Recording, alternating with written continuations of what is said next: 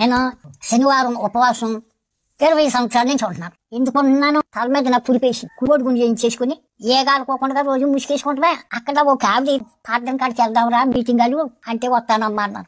నాకున్న బలహీనత నాకు పోయి మళ్ళీ నేను పనిలోకి ఆరోగ్యంగా పోతే నేను బ్రతుకున్నంత కాలం ప్రతి శనివారం నాడు కూడా అన్నం తినుకోకుండా నేను ఆరాధనకి వెళ్తాను. నేను బ్రతుకున్నంత కాలం నీ సన్నిధానాన్ని నేను దొంగిలించను అని దేవునికి ఒడంబడికి చేసుకున్నాను. అక్కడ నేను ఒడంబడికి చేసుకుని ఒక రోజు పూరా కావలేదు, రాత్రి 2 గంటలైంది. వెంటనే ఆయన పాస్టర్ గారిలోకి వచ్చేసి నా తల మీద చెయ్యేసి అక్కడ నుంచి రోజు. పైగా అక్కడ గొప్ప సంగతి ఏంటంటే నేను కూకున్నది గడ్డి అయితే నా బట్టలు తల్లలేదు, కానీ చక్కని తెల్లట గోదావరి నీటిలో నేను కూకుని ఉంటాను.